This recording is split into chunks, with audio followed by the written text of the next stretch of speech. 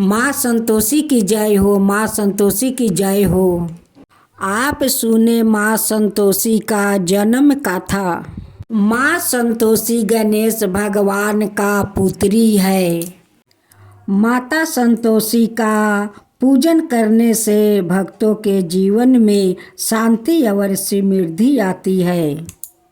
माता संतोषी प्रेम, संतोष, क्षमा, खुशी और आशा की प्रतीक मानी जाती है। ये माना जाता है कि लगातार 16 शुक्रों तक माता संतोषी का पूजन करने से भक्तों के जीवन में शांति और समृद्धि आती है। माता संतोषी को दुर्गा का अवतार भी माना जाता है। इसी के साथ माता संतोषी के जन्म को लेकर ये दुविधा रहती है कि वो भगवान गणेश की पुत्री है। भगवान गणेश को बल, बुद्धि और विद्या का देवता माना जाता है। इसी के साथ रिद्धि की कृपा बनी रहे तो हम कुशल बन सकते हैं और सिद्धि की कृपा बनी रहे तो हम स्वस्थ और सुरक्षित रहते हैं। इन तीनों की कृपा जिसे मिल जाए तो उसका जीवन सफल हो जाता है। माता संतोषी का इन सभी के साथ जन्म हुआ था, जिसके कारण उनके व्रत से व्यक्ति के जीवन की सभी परेशानियों खत्म हो जाती है। पौराणिक गृहस्थों में इस कथा के लिए कोई स्पष्ट उल्लेख नहीं मिलता है। मान्यताओं के आधार पर कहा जाता है कि भगवान गणेश के 2 पुत्रों के साथ एक पुत्री भी थी, जिनका नाम माता संतोषी था। भगवान गणेश की 2 पत्नियां रिद्धि और सिद्धि थी, जिनसे उन्हें 2 पुत्र शुभ और लाभ हुआ। माना जाता है कि भगवान गणेश अपनी बुआ से रक्षा सूत्र बंधवा रहे थे और इसके बाद तोहफों का लेन देन देखने के बाद गणेश जी के पुत्रों ने इस रस्म का रहस्य पूछा। इस पर भगवान गणेश ने बताया कि ये धागा नहीं है, बल्कि एक सुरक्षा कवच है, आशीर्वाद और बहन भाई के प्रेम का प्रतीक है। इस पर भगवान गणेश के पुत्र शुभ और लाभ ने इच्छा व्यक्त किया कि उन्हें भी एक बहन चाहिए, जिससे वो रक्षा सूत्र बंधवा सके। इसके बाद भगवान गणेश ने अपनी विशेष शक्तियों से एक ज्योति उत्पन्न किया और उनकी दोनों पत्नियां की आत्म शक्ति के साथ उसे सम्मिलित कर लिया। इस ज्योति ने कन्या का रूप धारण कर लिया और गणेश जी की पुत्री का जन्म हुआ, जिसे संतोषी का नाम दिया गया और शुभ और लाभ की बहन बन गई। और उनका माँ संतोषी का नाम से लोग पूजा करने लगे। माँ संतोषी गणेश जी की पुत्री है। संतोषी माता की जय हो, संतोषी माता की जय हो। तो दोस्तों, आप सुनो माँ संतोषी का व्रत कथा। एक बुढ़िया थी, उस बुढ़िया का 7 बेटे थे। 7 बेटे में 6 बेटे को शादी कर चुकी थी, छोटे बेटे शादी का बच गया था। एक दिन बुढ़िया माई मंदिर जाती है माँ दुर्गा से दर्शन करने। वहाँ पर एक लड़की को देखती है, उस लड़की पसंद पड़ जाती है। बुढ़िया उस लड़की के पास जाती है और उसका नाम और घर के के पता पूछ लेती है। उस लड़की ने अपना नाम बताती है, घर के पता बताती है। तब बुढ़िया वो मंदिर से लौट कर घर आती है तो अपना बहू से कहती है कि बहू, मैं तो अपना बीरू के लिए मैं लड़की पसंद कर लिया। बड़ी बहू कहने लगी कि अच्छी है माँ जी, आप तो बीरू के लिए लड़की पसंद कर लिए, तो चले हम सब उस लड़की को देखे आते हैं। उस बुढ़िया का 6 बेटा कमाने वाला था और छोटे बेटा कोई काम नहीं करता। उस बुढ़िया ने उन 6 को अच्छी रसोई बनाकर बड़े प्रेम से खिलाया करती, पर 7वां को बच्चा कूचा जूठन बिटोर कर थाला में परोस लेती और उसी जूठन उस छोटे बेटा को खिला देती। परंतु वो भोला भाला था, अंत में कुछ भी विचार नहीं करता। एक दिन वो अपनी पत्नी से बोला, देखो मेरी माता को मुझसे कितना प्रेम करती है। उनसे कहा, हाँ तुम्हारे माँ सभिन की जूठन बिटोर कर खिलाती है, फिर भी तुम ऐसा कहते हो। चाहे तो तुम समय आने पर देख सकते हो। एक दिन बहुत बड़ा त्योहार आया। बुढ़िया ने 7 प्रकार के भोजन और चूरमे के लड्डू बनाया। 7वां लड़का यहाँ बात जांचने के लिए सिर दुखाने का बहाना करके पतला कपड़ा ओढ़ कर सो गया और देखने लगा। माँ ने उनको बहुत अच्छे आसनों पर बैठाया और 7 प्रकार के भोजन और लड्डू परोसे। वो उन्हें बड़े प्रेम से खिला रही है। जब वो 6 उठ गया तो माँ ने उनकी थालिया से जूठन इकट्ठा की और उसने एक लड्डू बनाया। फिर वो 7वें लड़के से बोली, अरे बेटा खा ले। वो बोला, माँ मैंने भोजन नहीं करूँगा, मैं तो परदेश जा रहा हूँ। माँ ने कहा, कल जाता है तो आज ही चला जा। वो घर से निकल गया। चलते समय उसे अपनी पत्नी की याद आई जो गौशाला में गोबर थाप रही थी। वो बोला, हम विदेश को जा रहे हैं, आगे कुछ कल तुम रहियो, संतोष से धर्म अपना पालन करियो। इस पर उसकी पत्नी बोली, जाओ पिया आनंद से हमारी सोच हटाओ, राम भरोसे हम रहे, ईश्वर तुम्हें सहाय देहु, निशानी अपनी देके धरु मैं धीरे, सुधी हमारी ना बिसारियो, रखियो मन गंभीर। इस पर ओ बीरू बोला, मेरा पास कुछ नहीं है, यह औंठी है, सो ले लो और मुझे भी अपनी कोई निशानी दे दो। ओ बोली, मेरे पास क्या है, यह गोबर भरे हाथ है। यह कह कर उसने उसकी पीठ पर गोबर भरे हाथ की थापा मार दिया और बीरू चल दिया। ऐसा कहते हैं, इसी कारण से विवाह में पत्नी पति की पीठ पर हाथ का छापा मारती है। चलते समय वो दूर देश में पहुंचा। वहाँ एक व्यापारी की दुकान पर जाकर बोला, भाई मुझे नौकरी पर राख लो। व्यापारी को नौकरी की ज़रूरत थी। अंत में बोला, तनख्वाह काम देख कर देंगे, तुम रह जाओ। वो सवेरे 7 बजे से रात की 12 बजे तक नौकरी करने लगा। थोड़ी ही दिनों में सारा लेन देन और हिसाब किताब करने लगा। सेठ के और 8 नौकर चाकर खाने लगे। सेठ ने उसे 2-3 महीने में मुनाफे का हिस्सेदार बना दिया।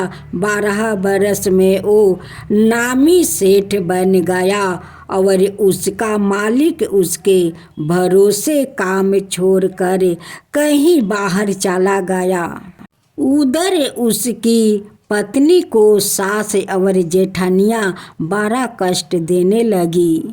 उसे लकड़ी लेने जंगल में भेज देती, भूसी की रोटी देती, फूटे नारियल में पानी देती। वो बड़े कष्ट से जीवन बिताती थी। एक दिन जब वो लकड़ी लेने जा रही थी तो रास्ते में उसने कोई औरत को व्रत करते देखा।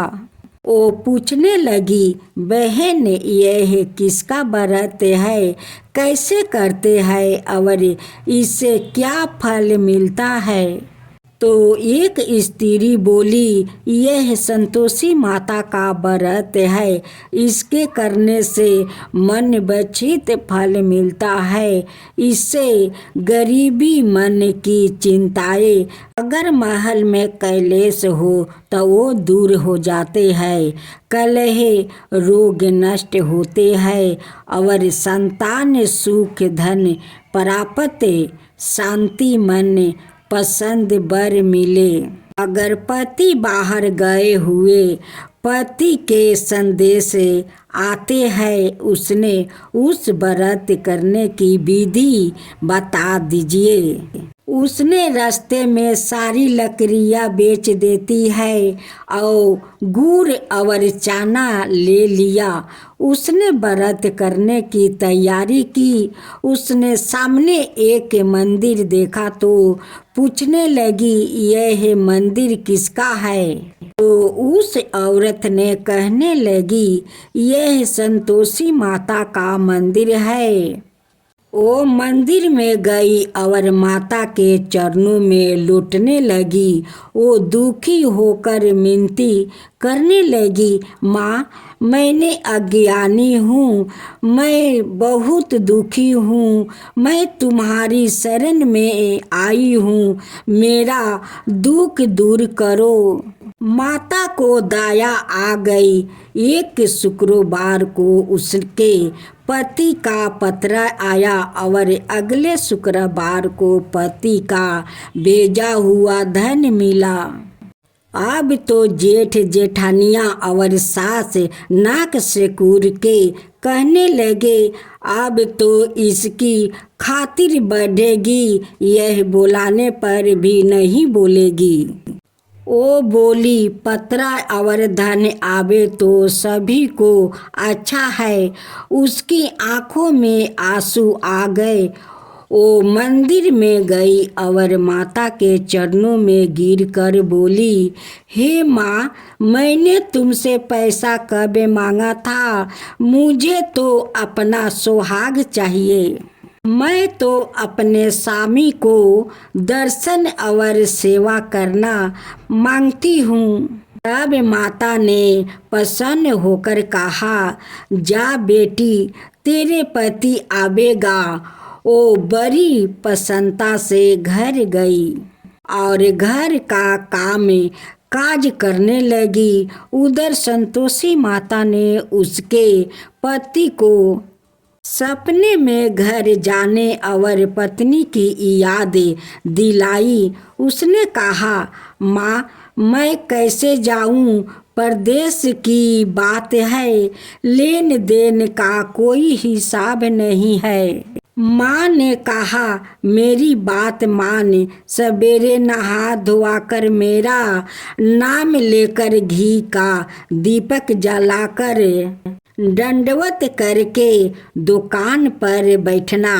देखते देखते सारा लेन देन साफ हो गया, धन का ढेर लाग जाएगा।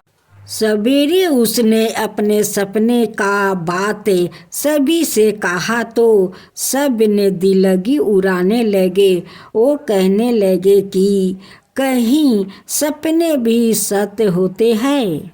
पर एक बूढ़ा ने कहा, भाई जैसे माता ने कहा है वैसे करने में क्या डर है। उसने नहा धोआकर माता को दंडवत करके घी का दीप जलाया और दुकान पर जाकर बैठ गया। थोड़ी ही देर में सारा लेन देन साफ हो गया, सारा माल बिक गया और धन का ढेर लाग गया और सामान बेगरह खरीदने लगा। वो जल्दी ही घर को रवाना हो गया।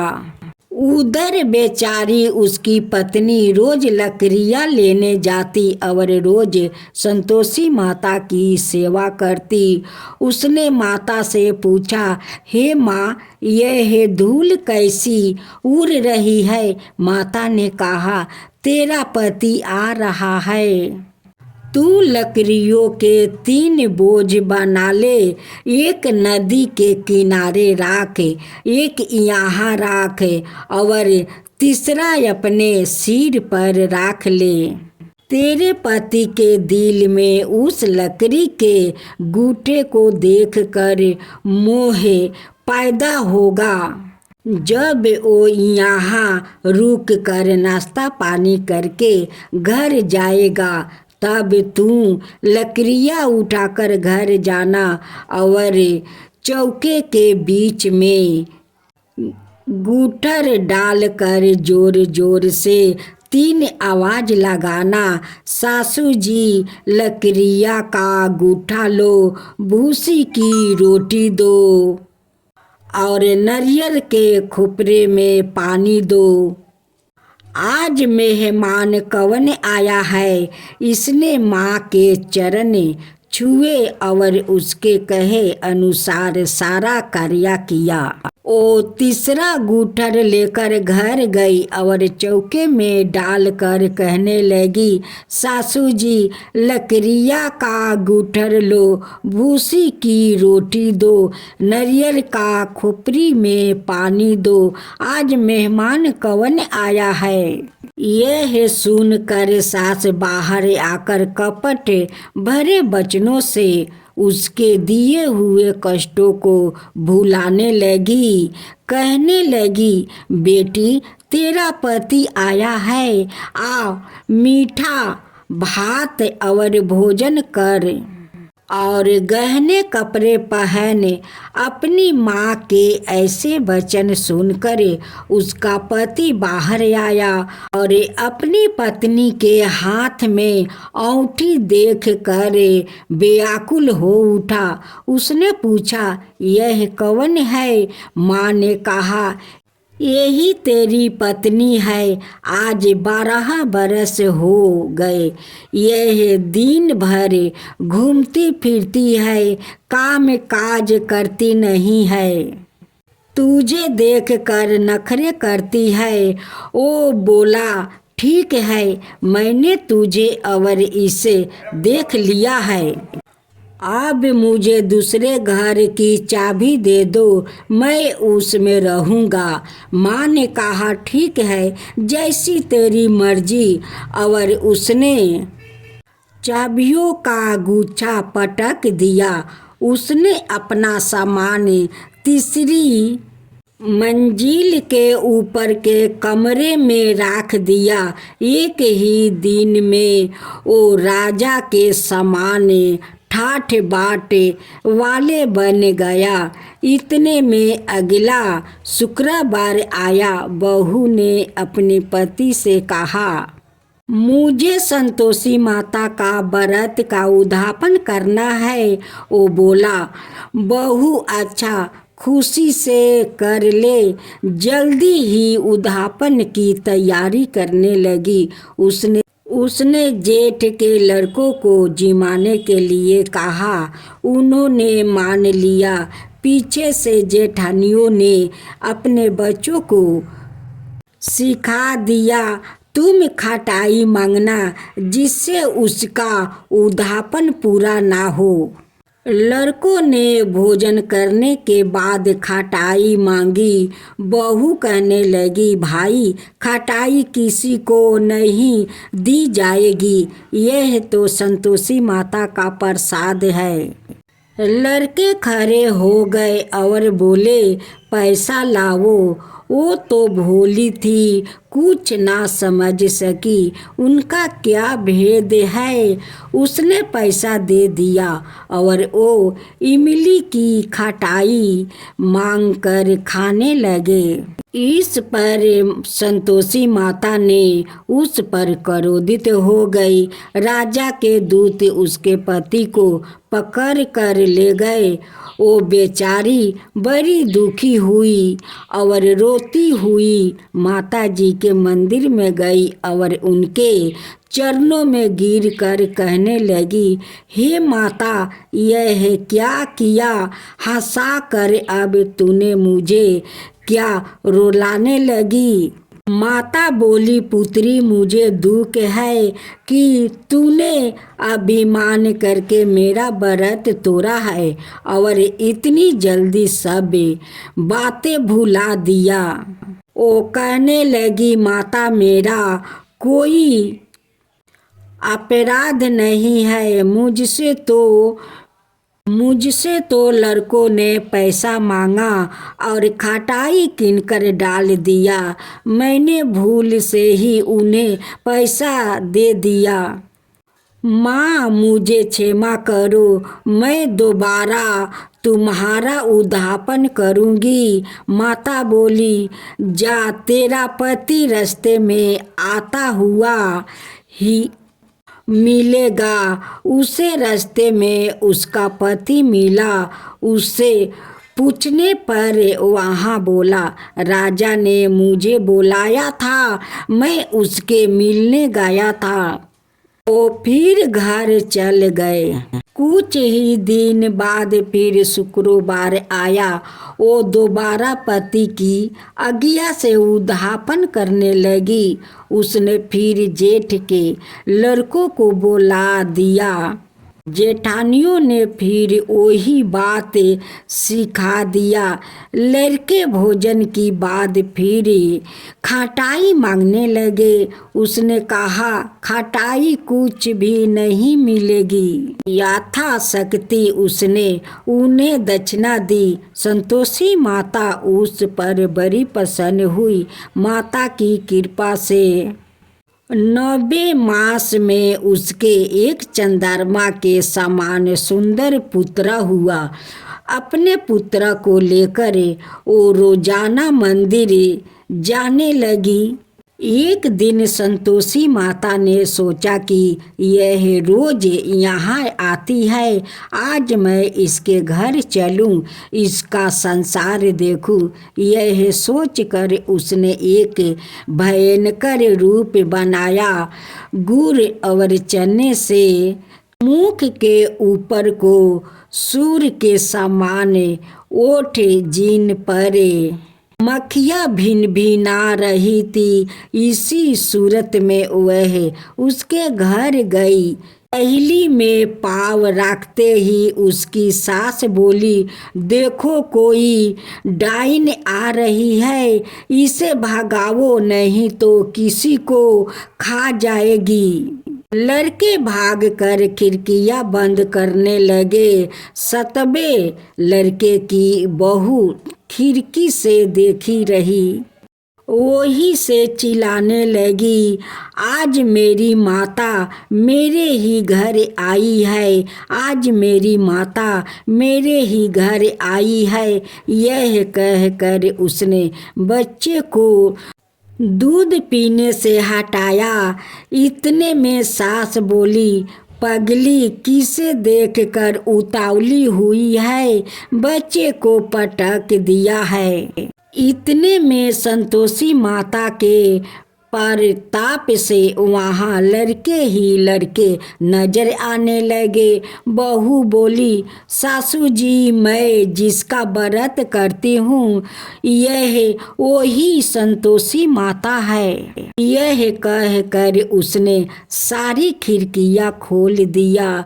सबने संतोषी माता के चरण पकड़ लिया और मिनती करने लगे, हे माता, हम मूर्ख है, अज्ञानी है, पापनी है, तुम्हारे व्रत की विधि हमें नहीं जानती। तुम्हारा व्रत भंग कर हमने बहुत बड़ा अपराध किया है।